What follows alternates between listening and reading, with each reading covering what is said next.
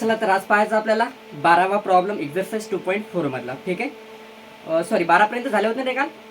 हा 13वा. ठीक आहे, पहा 13वा प्रॉब्लेम दिलेला आहे तुम्हाला बुकमध्ये दिलेला आहे. 13वा प्रॉब्लेम पहा. I read. A ball is thrown in the air. Its height at any time t is given by h is equal to 3 plus 14t minus 5t square.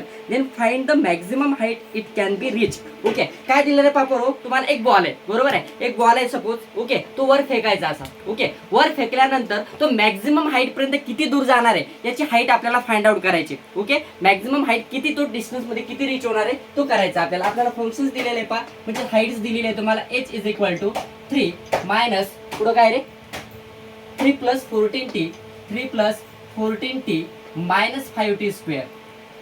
Okay, हे फंक्शन्स दिलेलं आहे. या हाईटवर तुम्हाला ही हाईट आहे की maximum height किती असेल त्या बॉलची जेव्हा तुम्ही वर फेकणार त्यावेळेस त्या बॉलची हाईट किती असेल. ठीक आहे, पहा कसं सॉल्व्ह करायचं. हे जे फंक्शन आहे याला मी कन्सिडर करतो F of T. Okay, F of T is equal to 3 plus 14t minus 5t square. कळते इथपर्यंत? बरोबर आहे. हे फंक्शन्स मला दिलेलं आहे. आता याचा काढायचा आपल्याला फर्स्ट ऑर्डर डेरिव्हेटिव्ह. कोणता डेरिव्हेटिव्ह रे? First order. गुड. काय असते? First order derivative. मग काय लिहितो मी याला? F dash of T. Okay, F dash of T 3 चा डेरिव्हेटिव्ह किती रे? 0. Right. Okay, then 14t is derivative that is 14. Okay, then minus 5t square चा डेरिव्हेटिव्ह. 5t स्क्वेअर चा डेरिव्हेटिव्ह किती होईल रे? हा यस यस गुड राईट. किती असतं? 10t. किती असेल हा? 10t. राईट. हे झालं आपला फर्स्ट ऑर्डर डेरिव्हेटिव्ह. बट आपल्याला काढावं लागते याची एक्स्ट्रीम व्हॅल्यू की मॅक्झिमम हाईट किती असेल जास्तीत जास्त. आता वर फेकला म्हटल्यानंतर काय ना काय त्याला हाईट भेटली असेल, बरोबर ना. ओके, मग आता आपल्याला मॅक्झिमम हाईट फाइंड आउट करण्यासाठी करायचा याचा second order derivative F double dash of T. काय होईल पहा? 14 आहे, 14 चा डेरिव्हेटिव्ह 0. त्यानंतर मायनस 10t. मायनस 10t चा डेरिव्हेटिव्ह किती रे? मायनस 10. ओके, टी चा डेरिव्हेटिव्ह 1 लिहायची गरज नाही, त्याचा काही फरक पडत नाही म्हणून आपण लिहित नाही, बरोबर ना. ओके, देन आता हे काय आलं पहा आपल्याला सेकंड ऑर्डर डेरिव्हेटिव्ह आला मायनस 10. आता मला सांगा पोरो, मायनस 10 हे 0 पेक्षा मोठे असतात का लहान असतात रे? लहान असतात, बरोबर ना. ओके, मग जर एखादं 0 पेक्षा जर लहान असेल आणि जर आपल्याला सेकंड ऑर्डर डेरिव्हेटिव्ह जर 0 पेक्षा लेस येत असेल, लहान येत असेल, तर आपण काय शिकलो रे? ते फंक्शन कसं असतं? मॅक्झिमम असतं. काय असतं? मॅक्झिमम. म्हणजे इथे लिहिता येते तुम्हाला F double dash of T is less than 0. F double dash of T which is less than 0. काय तरी 0 पेक्षा लहान आहे. 0 पेक्षा लहान आहे म्हणजेच काय म्हणता येईल तुम्हाला? जे काय फंक्शन असेल तुमचं ते मॅक्झिमम असेल. काय असेल? मॅक्झिमम. आणि आपल्याला मॅक्झिमम हाईटच विचारली, बरोबर आहे. ओके, मग काय करायचं पहा आता? For an extreme value maximum value find out करायची. तर लिहितो तुम्ही पहा, for an extreme value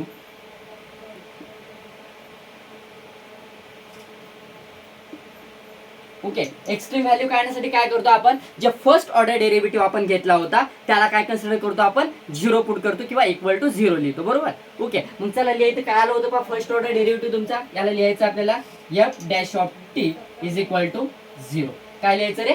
first order डेरिव्हेटिव्हला 0 लिहायचं, बरोबर. ओके, मग काय होईल आता पहा? एफ डॅश ऑफ टी ची व्हॅल्यू तुम्हाला दिलेली आहे किती आहे रे?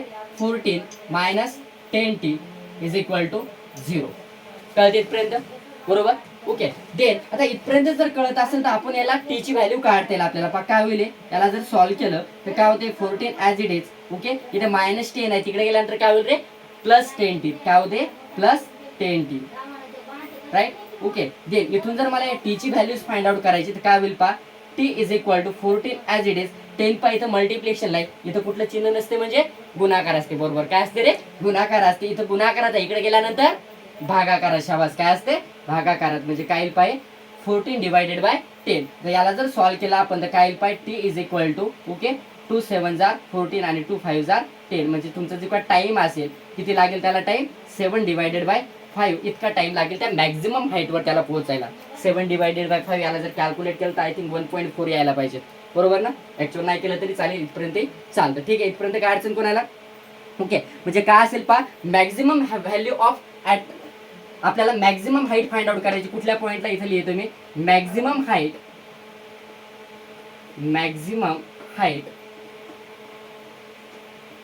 ॲट अ पॉइंट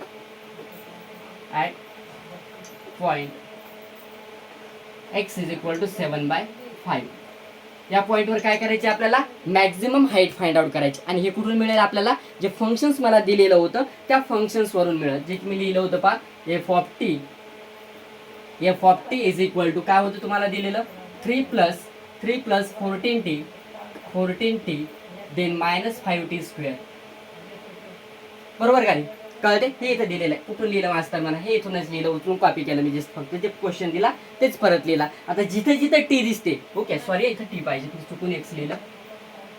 ओके काय दिलेली आपल्याला टीची व्हॅल्यू आली. जिथे जिथे माझ्या क्वेश्चन मध्ये मला टी दिसते तिथं काय उचलायचं रे?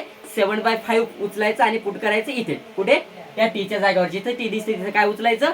7/5. ओके लिहा इथे. काय होईल पहा? एफ ऑफ टी टीच्या जागेवर काय रे? 7/5. गुड. किती येईल? 7/5. हा 3 as it is plus 14 as it is into परत टी आला. ओके मल्टिप्लिकेशनला टीची व्हॅल्यू किती रे? 7/5. Okay then -5 as it is आणि इथे टीचा स्क्वेअर म्हणजेच काय?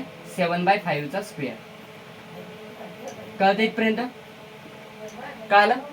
काय केलं? जस्ट फक्त टीची व्हॅल्यू मला माहित होती ती माझ्या इक्वेशन मध्ये मी पुट केली. ओके याला सॉल्व्ह करायचं. काय होईल पाहिजे? F 7/5 is equal to 3 as it is. Okay याला सॉल्व्ह करा. 14 7 किती आहे? हा करा गुणाकार करा.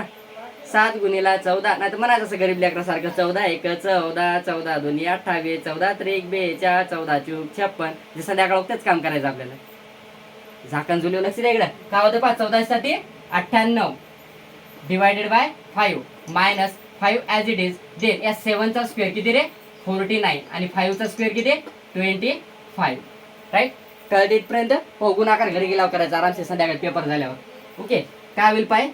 F of 7 divided by 5 is equal to 3 plus 98 divided by 5. Okay याला सॉल्व्ह करा.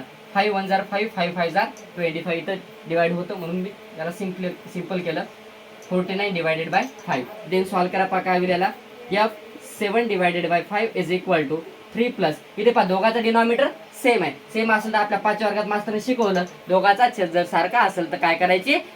छेद एकदा लिहायचा आणि डिनॉमिनेटरची ॲडिशन असेल तर ॲडिशन करायची आणि सबट्रॅक्शन करायची. मास्तर सांगत होता तेव्हा आपण लगे याले पेंटोस त्याले पेंटोस हेच करायचो. बरोबर ना? मग ते आठवत ना आपल्याला, त्यासाठी आता इथं शिकावं लागतं. लक्ष काय करायचं?